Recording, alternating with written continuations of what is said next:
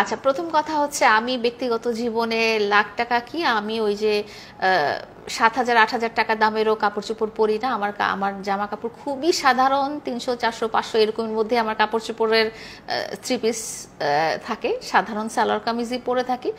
আর ওইখানে যেহেতু একটা প্রোগ্রামে গিয়েছিলাম এবং ওটা অর্গানাইজ করেছিলেন একজন ডিজাইনার, যিনি ইন্টারন্যাশনাল ডিজাইনার আরাবি খানের ওই শাড়িটাও এর আগেও পরেছিলাম। এপি সুপার মডেল কন্টেস্টে আমি একটা শাড়ি পরেছিলাম যেটা বিদেশে গিয়েছিল ফ্যাশন শোতে, এবং এই শাড়িটাও যেটা আমি পরেছিলাম সেটাও বিদেশে গেছে একটা ফ্যাশন কন্টেস্টে। তো আরাবি খানের সব পোশাকই আসলে এক্সক্লুসিভ। তো মডেল হিসেবে আমি তো শাড়ি কিনিনি, আমাকে মডেল হিসেবে শাড়িটা পরানো হয়েছিল এবং সেটা এখন একটা বিদেশের কোনো ফ্যাশন শোতে কন্টেস্ট করছে।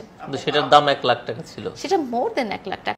আচ্ছা, প্রথম কথা হচ্ছে যে এখন সামাজিক যোগাযোগ মাধ্যমে খুব ভেসে বেড়াচ্ছে যে লায়লা প্রতি মাসে লাখ লাখ টাকা খরচ করে প্লাস্টিক সার্জারি করে বা পার্লারে খরচ করে। প্রথম কথা হচ্ছে আমি ব্যক্তিগত কারণে কখনো পার্লারে যাইই না।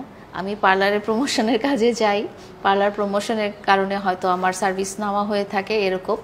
আর এখন পর্যন্ত আমি প্লাস্টিক সার্জারি করাইনি। আমার বয়স অনুযায়ী আমাকে যেরকম দেখতে পাওয়ার কথা আমাকে ওরকমই দেখা যায়। আমার বয়স অনুযায়ী আমাকে মোটেও টিনেজার লাগে না। আর কি করি, আমি আসলে খুব সাধারণ জীবনযাপন করি, আমি একদমই সাধারণ জীবনযাপন করি। আমি ওই সাধারণ মানুষের মতো, আপনাদের মা বোন আপনাদের ওয়াইফ যেরকম ঘরের মধ্যে, আমি ওরকমই, ওই খাই দাই ঘরের কাজ করি।